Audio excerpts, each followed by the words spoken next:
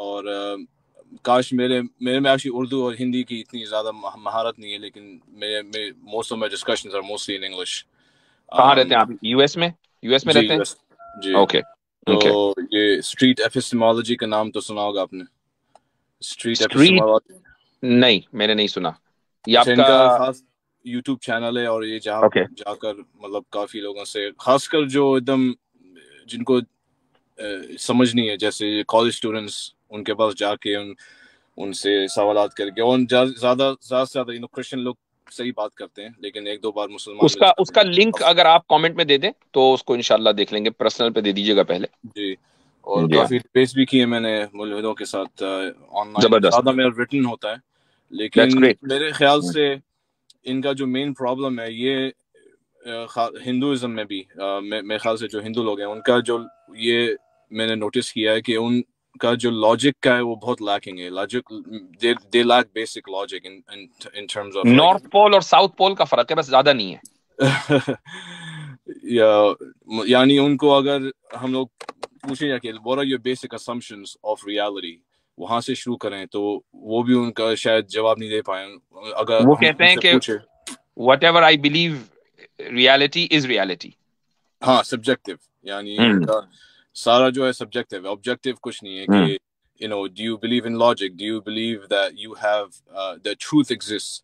उनको ट्रूथ का डेफिनेशन भी, अगर आप कोई मिला ऐसा जिसने ट्रूथ का डेफिनेशन दिया होगा सही से, यू जी नो हाँ। ये तो हैव वो genuine such questions.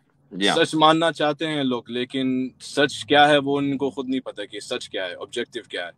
or it's really easy, I think, for with inshallah, I mean, I think most of the issues is really emotional, जो उनका कोई हादसा हुआ उनके साथ, या एग्जैक्टली। उन्होंने अल्लाह से कुछ मांगा, उनको अल्लाह ने नहीं दिया, तो ये एकदम बचकानी जैसी कि हम लोग अल्लाह को नहीं मानेंगे अभी। Mental trauma, in other words mental trauma.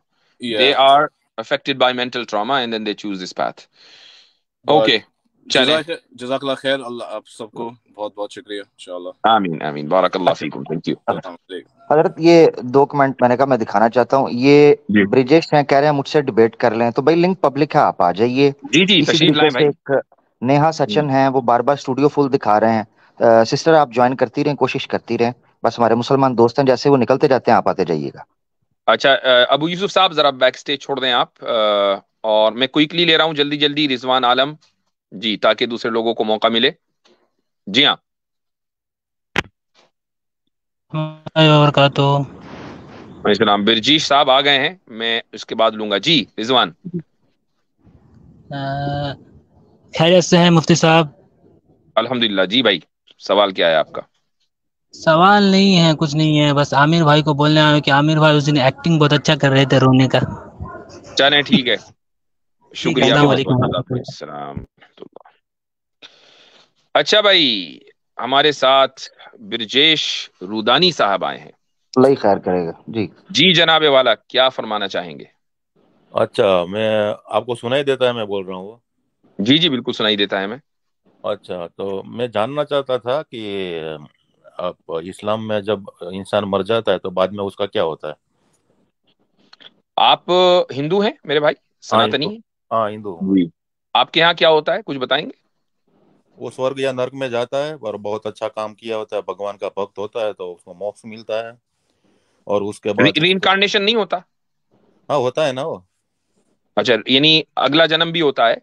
नहीं, मैं बात सुनो, मैं क्या बोलना चाहता हूँ। जी जी। स्वर्ग या नर्क में जाता है। और हम्म। वो स्वर्ग या नर्क में से जब उसका जो पाप या पुण्य खत्म हो जाता है, तो उसका जन्म होता है। जैसे इंसान का होता है, अच्छे काम किए होते हैं, बुरे काम किए होते हैं, तो कुछ बर्ड का होता है, एनिमल का होता है, मछली का होता है, ऐसा सब कुछ होता यानी स्वर्ग में जाकर वो अपना टाइम पूरा करेगा है। यस। और उसके बाद फिर वो दोबारा पैदा होगा। यस। तो स्वर्ग में जिस वक्त वो होगा, हाँ। उसको ये पता होगा कि यहाँ भी मरना है। हाँ पता है उसका। तो फिर तो वो इटर्नल ब्लिस में नहीं हो सकता, चूंकि उसको ये टेंशन ही रहेगी कि ये जो मुझे नेमत मिली है ये एक दिन छूट जानी है। तो फिर हाँ तो स्वर्ग कैसा? अच्छा, तो उसको उसके लिए भी है ना, अगर आपको स्वर्ग या नर्क में नहीं जाना है तो मोक्ष ले लो, बाद में उसको आपको कभी जन्म ही नहीं लेना पड़ेगा। यानी मल्टीपल ऑप्शंस हैं। फोन अ फ्रेंड है आमिर भाई, फोन अ फ्रेंड है, जैसे जी जी, या वो इस सारे के सारे ऑप्शंस हैं। यानी 50 एक 50 आदमी, जी। आपने अभी कहा कि स्वर्ग में जाएगा और उसको वहां से फिर मोक्ष मिलेगा, या पहले मोक्ष मिल जाएगा स्वर्ग में नहीं जाएगा? क्या तरीका है उसका, थोड़ा सा अच्छा एक्सप्लेन करें। अच्छा, अभी देखो, अभी भागवत गीता में लिखा है कि आगे जो इंसान को अगर मोक्ष मिल जाता है तो वो स्वर्ग में नहीं जाए, वो डायरेक्ट उसमें ही जाता है, वैकुंठ में जाता है। कृष्ण भगवान का भक्त है तो वैकुंठ में जाता है। क्या? कृष्ण भगवान का भक्त है तो वैकुंठ में जाता है। शंकर भगवान। मानव प्रेमी, आप म्यूट पर हैं जी। मैं म्यूट पे हूँ। नहीं नहीं, आप नहीं, आप नहीं, आप नहीं, मैं नहीं दूसरे नहीं, को आप कह रहा ठीक। हूँ जी। फोन जरा ब्रजेश भाई फोन वैसे ही रखिएगा, थोड़ी दिक्कत हो रही है क्योंकि आपका कैमरा ऑन है तो देखना अरे आपको सामने से। जी। ये दुर्गानी साहब, क्या करना पड़ता है मोक्ष के लिए और स्वर्ग के लिए? अच्छा, मोक्ष के लिए जो यहाँ हमको काम, क्रोध, लोभ, सब कुछ छोड़ना पड़ता है। फिर मम्मी पापा के जिसके प्रति हमको प्रेम होता है वो भी छोड़ना पड़ता है। मतलब कि अच्छा, हमको किसी और ने, स्वर्ग के लिए? स्वर्ग के लिए जो दान करते हैं, वो अच्छे काम करते हैं, वो करने पड़ते हैं। और अच्छा। नर्क अगर अच्छे काम नहीं करेगा, बुरे काम करेगा, जैसे रेप हम्म। करेगा, ऐसे सब कुछ काम करेगा तो वो तो नर्क फिर में जाएगा। ईश्वर ने मम्मी पापा पैदा ही क्यों किए? नहीं, समझ में नहीं जब आया आप मोक्ष लोग। के लिए उसने इतनी खतरनाक शर्त लगा दी कि मम्मी अच्छा, नहीं, पापा को भी छोड़ना पड़ेगा। छोड़ना पड़ेगा ऐसा मैंने नहीं बोला। मैंने ऐसा बोला कि फिर हम इंसान को प्यार सिर्फ भगवान से करना होता है अगर मोक्ष लेना है तो। और जब हम इंसान का जन्म होता है तो उसको उसकी ड्यूटी निभानी पड़ती है, उसको मम्मी पापा के प्रति जो भी फर्ज है, उसकी सेवा करना जो भी है वो सब कुछ करना पड़ता है। वो अगर वो नहीं करेगा तो उसको पाप लगता है, अगर वो नहीं करेगा तो वो नर्क में जाएगा। पर मम्मी पापा से भी ज्यादा हम इंसानों को, इंसान का जन्म क्यों होता है, पहले मैं बात बताऊं, इंसान का जन्म ही मोक्ष लेने के लिए होता है। ये जन्म मरण के जो बंधन है जन्म मरण का, उससे छूटने के लिए होता है। अभी देखो, जब से पृथ्वी बनी है तब से हम लोग अच्छा, जन्म। एक मिनट में यहाँ रोक कर आपसे सवाल करूंगा। आपने कहा कि इंसान का जन्म जो है वो इस मरने जीने का जो ये एक पूरा सिलसिला है उससे बचने के लिए होता है, इसको आप मोक्ष बोलते हैं, है ना? Yes yes. अच्छा, अब जब उसको मोक्ष मिल गया तो वो उसके उसकी जो लाइफ है वो कैसी होगी, आप उसको जरा सा मुझको बताएं। उसकी लाइफ अच्छी होगी। उसको देखो, उसका उसका बॉडी मिलेगा उसको 16 ईयर का, उसको 16 ईयर से ज्यादा की एज हम्म। उसकी नहीं होगी। उसको तेजो हम्म। में बॉडी होगी उसका, अगर कभी वो बीमार नहीं होगा, कभी कभी उसको कुछ लगेगा नहीं, कोई मारेगा नहीं। उसका बॉडी हमारे जो ये पृथ्वी वाले, हम्म। ये बॉडी है हमारा, वो 5 तत्वों से बना है, पृथ्वी, जल, वायु, आकाश। और उसमें जो हमको अगर मोक्ष मिलता है उसमें पृथ्वी नहीं आती ठीक है। उसमें। तो यानी अब उसको इटर्नल लाइफ है, उसको यंग एज है, उसको कोई बीमारी नहीं है, और उसको जो कुछ चाहिए वो उसको मिल रहा है, राइट? Right right. ओके। अच्छा, स्वर्ग वर्सेस मोक्ष, स्वर्ग में क्या मिलेगा उसको? बीमार होगा स्वर्ग में? स्वर्ग में बीमार नहीं होगा। ओके। बॉडी किस उम्र की होगी? 16 ईयर की। अच्छा, जो चाहिए उसको मिलेगा? जो चाहिए वो सब मिलेगा। तो फिर मोक्ष और स्वर्ग में क्या फर्क हुआ? स्वर्ग में वापस आएगा ना, जन्म वापस मिलेगा, मोक्ष में नहीं मिलेगा वापस। अच्छा, तो अब आपकी ये जो थ्योरी है वो सिर्फ फर्क इतना है कि मोक्ष में उसको दोबारा जन्म नहीं होना है, वो इटर्नल लाइफ में है वहां पर। नहीं नहीं नहीं और नहीं, उसमें लिखा है कि, उसमें देखो, उसमें क्रम वाइज लिखा है। अभी उसमें लिखा है कि नहीं पृथ्वी नहीं, से। मैं रुक जाइए, मैं सवाल कर रहा हूं, मोक्ष में दोबारा जन्म नहीं होगा ना, ये तो भी आप बोल रहे हैं ना? हाँ, वही बोल रहा हूँ मैं। हाँ, स्वर्ग में दोबारा जन्म होगा, दुनिया यस में दोबारा आएगा। यस अच्छा, इसका मतलब ये कि मोक्ष जो है वो ज्यादा बेहतर ऑप्शन है। यस अच्छा, हर इंसान को मोक्ष हासिल करना चाहिए, यस। ठीक है। तो ये आपका कॉन्सेप्ट है, बहुत अच्छा। हाँ। अब आपने हमसे हमारा कॉन्सेप्ट पूछा, हम उसका भी जवाब दे देते हैं।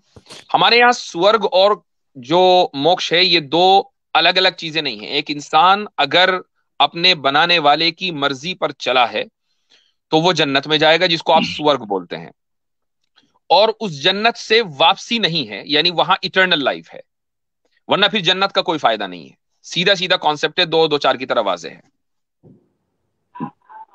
अच्छा, तो जन्नत में जाने के बाद वो वापस नहीं आएगा? इटर्नल लाइफ है, जिस तरह जिसको आप मोक्ष बोलते हैं उसको हम जन्नत बोलते हैं। अच्छा, बस मैं वही जानना चाहता क्या था, मैं कुछ डिबेट में कुछ फाइट करने के लिए नहीं आ रहा था। मैं नहीं, वही मुझे जान। मालूम है। मैं हाँ। इसीलिए आपको मैंने इसीलिए बिल्कुल वाज़ेह अंदाज से जो हमारा अकीदा है उसको बयान किया, आपका अकीदा सुनने के बाद। अच्छा अच्छा, तो मतलब अच्छा, तो मुझे एक बात बताओ, आप जी। अभी आपने अभी जन्म लिया है तो आपका अभी तक वापस क्या कभी स्वर्ग में नहीं गए थे क्या पिछले जन्म में? अगर आप गए हो और आपको याद हो तो आप बता दें हमें, नहीं, हो सकता है हम भूल गए हो। हमारे हिंदुज्म में तो लिखा ही है कि स्वर्ग नर्क आते ही रहते हैं। तो मुझे जो मोक्ष नहीं हुआ तो मेरा तो या तो मैं कभी स्वर्ग में गया होगा या कभी नर्क में गया होगा, कभी तो उल्लू का अगर जन्म। आपको याद नहीं है तो ये सवाल आप मुझसे क्यों कर रहे हैं? आपको क्या लगता है कि मुझे याद होगा? नहीं आप जनरल क्वेश्चन है, याद याद की बात नहीं कर रहा। आपको अभी तक मोक्ष क्यों नहीं, अच्छा आप अभी तक स्वर्ग में क्यों नहीं गए इतने सालों में? इसलिए कभी तक मरा नहीं हूं। अभी तक देख। जब इंसान को मौत आएगी तभी तो जाएगा ना वो। अच्छा, अभी अभी देखो, आप इस्लाम इस्लाम फॉलो करते हो, तो अभी इस्लाम में सब कभी ना कभी तो देखो जन्नत में चले जाएगा, तो फिर नए नए लोग कहाँ से जन्म लेते हैं फिर? यानी आपको ये लग रहा है कि जो खुदा है, जो भी क्रिएटर है, जो बनाने वाला है, ईश्वर है, उसके पास एक लिमिटेड तशले में गारा रखा हुआ है, उसी से वो इंसानों को बनाता रहता है। उसके पास मजीद गारा, मिट्टी, पानी नहीं आ सकता, मैटर मजीद नहीं आ सकता। Is that what you believe? No, I don't believe that. तो इसका मतलब यह है कि आप भी ईश्वर को ऑमनीपोटेंट मानते हैं, आप भी मानते हैं कि वो क्रिएटर है, नथिंग से थिंग्स को बनाने वाला है, और हर चीज के ऊपर कादिर है, हर चीज के ऊपर उसको कंट्रोल है। ऐसा ही है ना? नहीं, मैं बोल रहा हूँ जितनी भी आत्मा है, जितनी भी स्पिरिट है, वही है। जितने लोगों को मोक्ष उससे मिला वो ज्यादा बढ़ सकते हैं कि नहीं बढ़ सकते? उससे ज्यादा नहीं बढ़ सकते। क्यों नहीं बढ़ सकते? क्या ईश्वर उस पर कादिर नहीं है? अभी देखो, उसमें भागवत नहीं, गीता में, नहीं, सुनो मुझे उसमें क्या लिखा है उसको छोड़ दीजिए फिलहाल। भगवत गीता में क्या लिखा, जो मैं तो उसको वही नहीं बता मानता रहा हूँ ना। ना, वही तो बता रहा हूँ, मैं वही बता मैं रहा हूँ। ये आप जब पूछना चाह रहा हूं कि जितनी मसलन मान लें 10 करोड़, 10 अरब, 10 अरब आत्माएं हैं, अब क्या ईश्वर 10 अरब से ज्यादा आत्माएं क्रिएट कर सकता है या नहीं कर सकता? नहीं कर सकता। क्यों? अभी देखो, उसमें हिंदू स्क्रिप्चर में लिखा है आत्मा का जन्म भी नहीं होता, वो आत्मा मरता भी नहीं, जो भी है वही है। उससे ज्यादा नहीं होता, कम नहीं होता। अच्छा, तो वो आत्मा तीन को चीजें आपने हैं ना मुफ्ती साहब, जी, जी, तीन जी, चीजें मानव प्रेमी असली साहब। हैं उसमें से एक आत्मा भी, तीन चीजें असली हैं उसमें से एक आत्मा भी है हाँ इनके यहाँ, जी, ठीक है, ठीक है। जिनका कभी मैं जन्म एक नहीं सवाल। हुआ। हाँ, इसका मैं मतलब सॉरी। जानते हैं आप, इसका इसका मनफी असर क्या पड़ेगा? क्या ब्रजेश दुर्रानी साहब, क्या इसका पड़ेगा? मतलब ये है कि हमें ये जिस्म देने वाला कौन है? हम आत्मा है, हम अपने इरादे से इस जिस्म में आए हैं, पांच तत्वों से मिलकर जो बना है। हमारे बताइए, इरादे से नहीं, सवाल हमारे का जवाब कर्म। दीजिए। अच्छा, दे रहा हूँ, हमारे जो कर्म है उस हिसाब से हम इस शरीर में आते हैं, या फिर कुत्ते बिल्ली के शरीर में अच्छा, आते हैं। बिल्कुल बिल्कुल शुरू में पहुंच जाइए, बिल्कुल शुरू में पहुंच जाइए, जब हमने पहले पहले पहल कोई जिस्म इख्तियार किया था, किसी जिस्म में पांच तत्वों में हम लीन हुए थे। शुरू में या पहुंच जाइए बिल्कुल। वो किस कर्म की बुनियाद पर? सबसे पहले तो इंसान का जन्म ही मिलता है, बाद में उसके कर्म के हिसाब से वो कुत्ते बिल्ली का जन्म लेता है। यानी वही तो पहले मैं कह रहा हूँ, इंसान तो को इंसान पहला क्यों बनाया, जन्म। ये पूछ रहे हैं? हैं? जी। इंसान होना तो कर्म की पह, बुनियाद पर है ना, अच्छे कर्मों की बुनियाद पर। तो वो कौन से अच्छे कर्म थे जो पहली मर्तबा इंसान बना, ये सवाल है उनका। अभी देखो, भगवान में जो जो जितनी भी आत्मा है होती है, वो सब भगवान में लीन ही होती है। जो सबसे पहले इंसान का जन्म मिला उसको। अच्छा, एक बात बताइए, जब आत्माओं को भगवान ने पैदा नहीं किया, इसी तरह एक और चीज है जिसको पैदा नहीं किया, तो फिर भगवान का इस पे इख्तियार क्या है कि वो जबरदस्ती आत्मा को उठाए और जिस्म में डाल दे? अरे वो नहीं है, वो भगवान में ही आत्मा सब लीन होती थी। भगवान में ही जो आत्मा पहले लीन होती है, जो उसको उसके बाद जब इन सब पृथ्वी बनती है, जब पृथ्वी डिस्ट्रॉय भी होती है, पृथ्वी नए नए रूप से भी आती है, उस हिसाब से उसको बॉडी देते हैं शरीर में से। और जब मोक्ष नहीं मिलता है, तो जब जो आत्मा होती है वापस भगवान के शरीर में चली जाती है। नहीं, भगवान ईश्वर के में शरीर लीन। में चली जाती है? एक मिनट, मतलब मानव प्रेमी ये कह रहे हैं भगवान के शरीर में चली जाती है, तो नहीं नहीं भगवान का एक तो जी, शरीर हुआ। नहीं, भगवान का वही मैं शरीर पूछ होता है रहा ना, हूँ। भगवान का शरीर होता है। भगवान का शरीर हुआ। दूसरे ये कि वो जो आत्मा है जिसको मोक्ष मिला है, अभी आपने बोला कि उसकी उम्र, उसकी बॉडी 16 साल की होती है, तो क्या भगवान की बॉडी 16 साल की है? भगवान की बॉडी भी 16 साल की होती है। 16 साल की है। हाँ, अच्छा, जिसकी बॉडी हो वो लिमिटेड होता है कि अनलिमिटेड होता है? मतलब लिमिटेड होता है ना तो भगवान लिमिटेड हुआ। मतलब जो देखो, ये यूनिवर्स है ना, यूनिवर्स पूरा ये यूनिवर्स है। आपने तो बोला भगवान की बॉडी है और वो भी 16 साल की, तो अगर हाँ, भगवान 16 साल का लड़का है आपकी थियोलॉजी के मुताबिक, तो वो तो लिमिटेड हुआ ना। नहीं, मैं आप मेरा मतलब नहीं समझे। भगवान का बॉडी 16 साल का है, उसका लिमिटेड मतलब उसका शरीर तो बड़ा है ना, वो दिखते हैं 16 साल वाला। मैं कहता हूं उसका जो शरीर है वो सबसे यानी बुर्ज खलीफा से बड़ा है, थोड़ी देर के लिए मान लें, है तो फिर हाँ। भी लिमिटेशन ना। नहीं, वो तो उसकी उम्र लिमिटेशन है, उसका शरीर लिमिटेशन नहीं है। अभी अच्छा चलो मैं कहता हूं उम्र लिमिटेशन है। लिमिटेशन है क्यों? भगवान लिमिटेड भगवान तो इन्फिनिट होना चाहिए ना, वो फाइनाइट कैसे हो गया? मतलब समझ नहीं आया आप क्या बोलना चाहते हो। म- म- ये अभी नीचे सीमित मानो है किसी चीज भगवान, को सीमित है या पब्लिक को असीमित भी नहीं है? आ रहा नीचे, पब्लिक को भी नीचे नहीं सीमित आ रहा। है मैं या बड़ी क्षमा असीमित चाहता है? हूँ महाराज। ये आप अरे बोलो। दुर्रानी साहब, ये बताइए कि ईश्वर सीमित है या असीमित है? हम्म सीमित है या असीमित, ये यूनिवर्सिटी में है ना, ये यूनिवर्सिटी है हमारा, ये जो यूनिवर्सिटी वो विष्णु का बॉडी है, वो ऐसा पूरा सब बॉडी है हाँ विष्णु का। हाँ, यूनिवर्सिटी, मैं समझ गया। यूनिवर्सिटी आप या तो हमारे प्रेमी भाई एक मिनट, मुझे जी यार मुझे जी समझ, आप जी लोग बड़ी ज्ञान की और जो है वो बड़ी शिक्षा की बात और परा की बात कर रहे हैं, मेरे ऊपर से जा, वो कह रहे हैं यूनिवर्सिटी जो है वो उसका, ये यूनिवर्सिटी कौन सी, यू- हजरत अलीगढ़ यूनिवर्सिटी है या ये वो दूसरी है?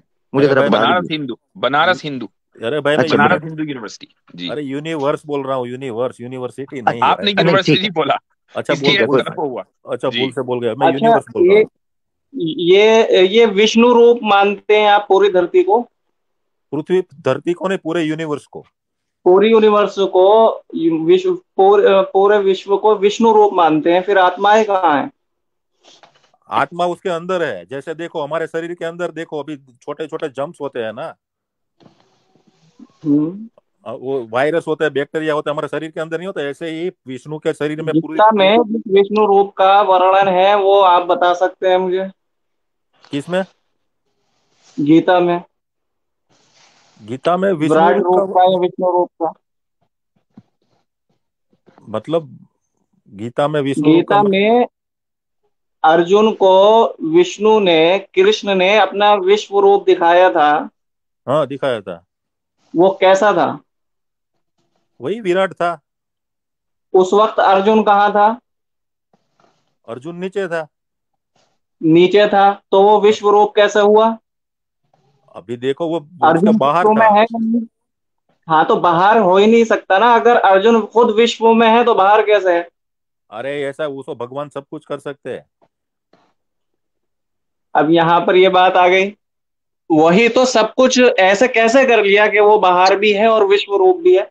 अरे देखो उसने उसने देख लिया, देख अर्जुन ने अर्जुन खुद कह रहा था कि मुझे आपके अलावा कुछ दिखाई नहीं दे रहा, वो जब विष्णु को देख रहे थे ना, अर्जुन देख रहा था ना, अच्छा, तो उसने सह शरीर था वो? नहीं सह विष्णु, शरीर था? हाँ तो हमारे बॉडी में जो वो जम्स होते हैं विराट रूप सह शरीर था जी? हाँ शरीर, शरीर था वो। शरीर तो सीमित होता है, हाँ तो सीमित ही है ना, हालांकि मैं बोल, यूनिवर्स अच्छा मैं बोल रहा हूँ ना, सीमित है, वो यूनिवर्स है ना, ये एक शरीर है, हमारा ये यूनिवर्स है, एक शरीर है, वो विष्णु भगवान का शरीर है, दूसरा यूनिवर्स दूसरा विष्णु भगवान है। जब आपने तो मुफ्ती साहब भगवान को वही कह सीमित मान रहे हैं लिया, कि सीमित तो भगवान नहीं हो सकता। अच्छा भगवान मुफ्ती साहब के कहने का मतलब यही है। अच्छा मैं समझ रहा हूँ। जैसे ये यूनिवर्स है वो विष्णु का एक शरीर है, मतलब ये विष्णु का ये यूनिवर्स है वो एक सीमित हो गया, ये यूनिवर्स में विष्णु भगवान आ गए, देखो अभी दूसरा ऐसे हमारे करोड़ों यूनिवर्स है, करोड़ों यूनिवर्स है।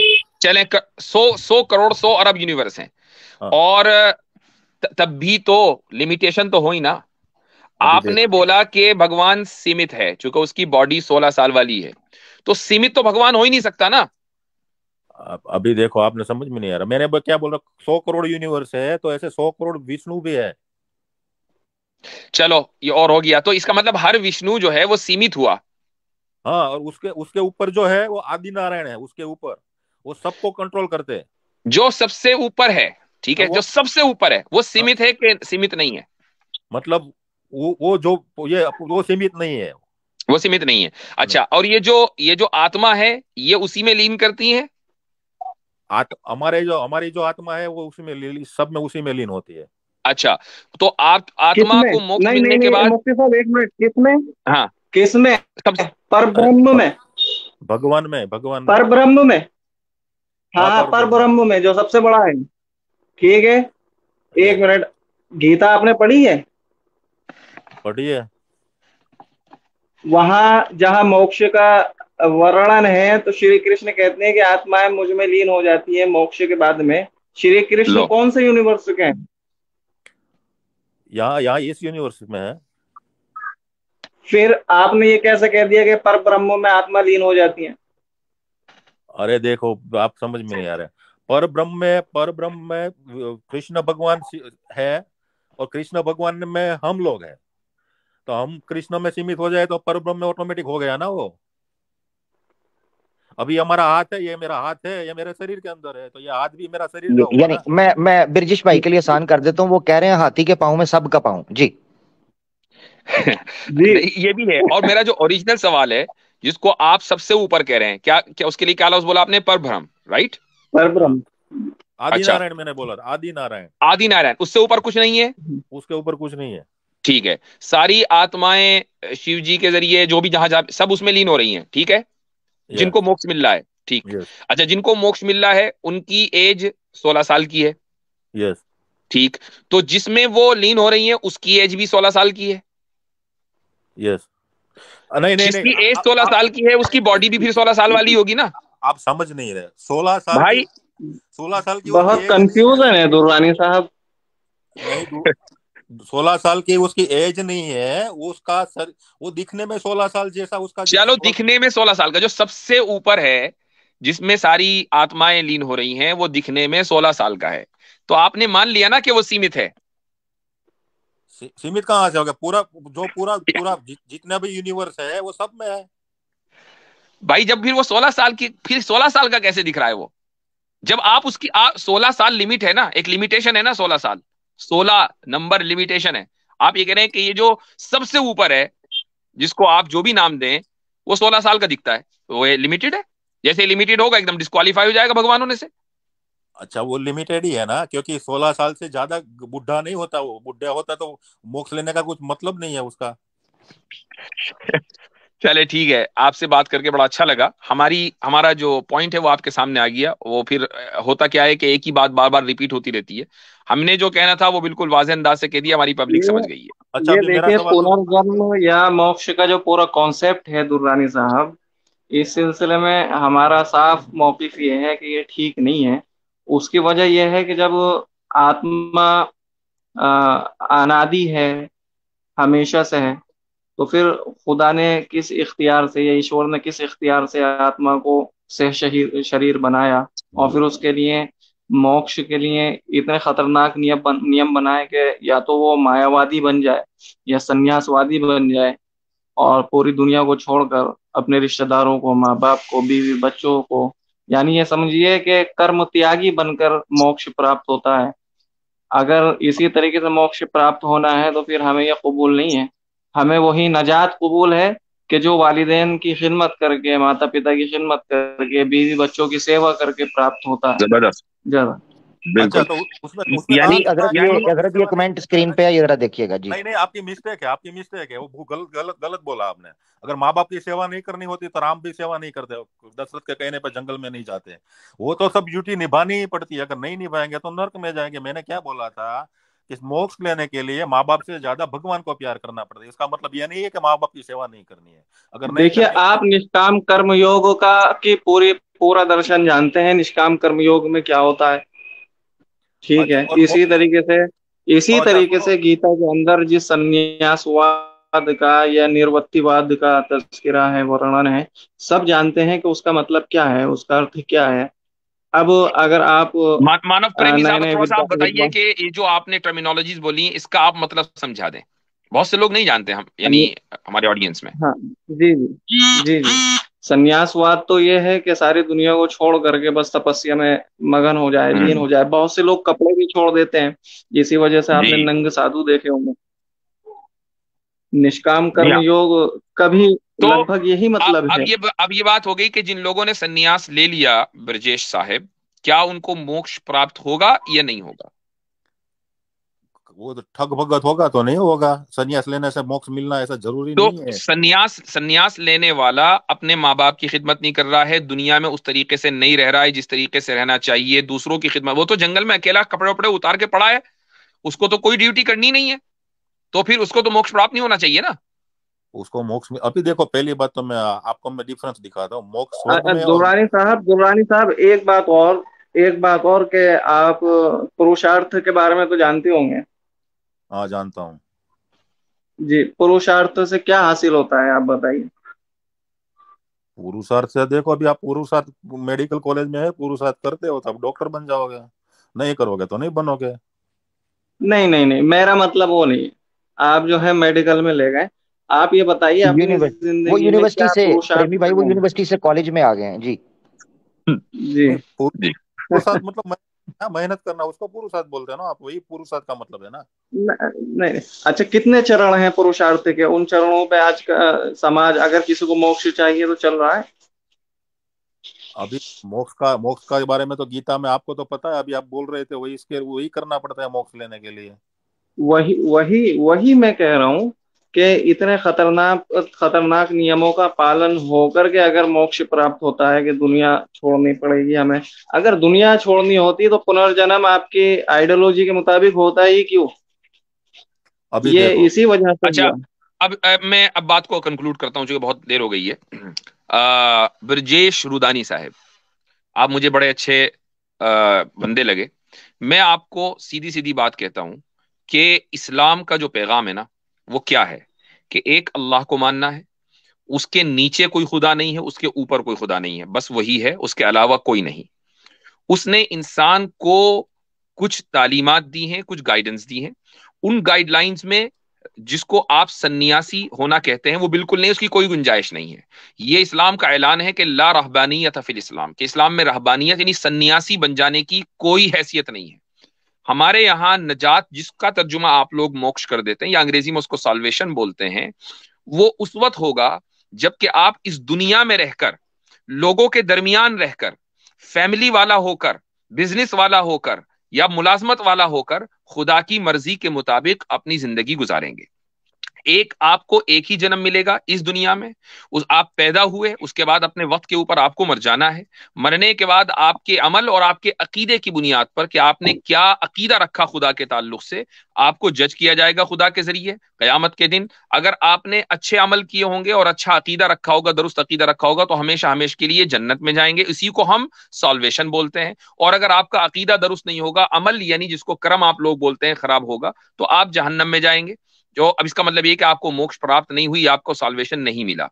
आपका ये सवाल कि भाई अगर पिछला जन्म नहीं हुआ तो फिर तो जो आत्मा है वो तो लिमिटेड ही है, उससे ज्यादा नहीं बढ़ सकती। खुदा हमारे लिए या हमें मालूम नहीं है कि खुदा ने कितनी आत्माएं बनाई हैं, आपको भी मालूम नहीं है। यानी कोई ये नहीं कह सकते कि खुदा ने बस इतनी ही आत्मा बनाई है, इससे ज्यादा नहीं बनाई, उससे कम नहीं बनाई। खुदा ने जितनी भी बनाई है, मान लो 100 करोड़ बनाई है, 100 अरब बनाई है, कुछ आत्माओं को जिस्म उसने पहले दे दिया, कुछ को बाद में देगा, कुछ को बहुत बाद में देगा। तो ये हमारा खुलासा है जो उस कॉन्टेक्स्ट में, जिस कॉन्टेक्स्ट में गुफ्तगू हो रही है, इस पर गौर कीजिएगा। महज इसलिए कि आप किसी मजहब में पैदा हो गए और आप किसी सिविलाइजेशन को मानते हैं, इस बुनियाद पर वो सही हो, इससे निकलिए, इस पर गौर कीजिए। मैं आपको इस्लाम की दावत देता हूं और आपके लिए दुआ करता हूं कि अल्लाह सुब्हानहू व तआला आपके दिल के दरवाजे खोले और आपको हिदायत दे। आमीन आमीन। ब्रजेश भाई बहुत अच्छे इंसान, थैंक यू ब्रजेश भाई, ठीक बहुत है बहुत जनाब, धन्यवाद। चले, चलो शुक्रिया। हजरत मैं वक्त बचाना चाहता था, मैं बीच में टोका नहीं, मैंने 2 पॉइंट सिर्फ रखना। इस्लाम में सूरह आले इमरान आयत 185 में हमारा मोक्षा क्या है, ये वन लाइनर आपके सामने, ये पूछ रहे थे आपका मोक्ष, फमन ज़ुहज़िहा अनिन नार व उदखिलल जन्नह फकद फाज। वन लाइनर, वमन ज़ुहज़िहा अनिन नार व उदखिलल जन्नह फकद फाज। दूसरी चीज हजरत ये, क्योंकि मैं वो बीच में, मैं कहा वो बात लंबी हो जाएगी। इन्होंने एक बुनियादी गलती जो की थी, वो गलती ये थी जब इन्होंने आत्माओं के बारे में ये कहा कि रीइंकारनेशन इसलिए जरूरी है। जब आपने कहा कि रीइंकारनेशन क्यों होती है, तो इन्होंने कहा कि वो जो नए लोग पैदा हो रहे हैं ये कहां से आ रहे हैं, जिस पर आपने कई सवालात रखे। मेरा सिंपल सवाल ये है कि आप हिस्ट्री ह्यूमन काइंड पीछे चले जाएं, पॉपुलेशन तो बढ़ रही है। इस वक्त पॉपुलेशन आपकी 10 अरब को टच कर चुकी हुई है। ये लास्ट ईयर 10 अरब से ऊपर जा चुकी हुई है। सवाल ये उठता है कि पीछे चले जाएं तो पॉपुलेशन कम है, आत्माएं तो तब भी मौजूद थीं, उस वक्त इतनी पॉपुलेशन क्यों नहीं हुई? अब लोग मर कम रहे हैं, पैदा ज्यादा हो रहे हैं, ठीक है। तो जी जो सवाए चंद कंपैरेटिवली मुल्कों को छोड़ के, तो अगर आत्माएं लिमिटेड हैं तो पॉपुलेशन एकदम बड़ी कैसे है? पॉपुलेशन तो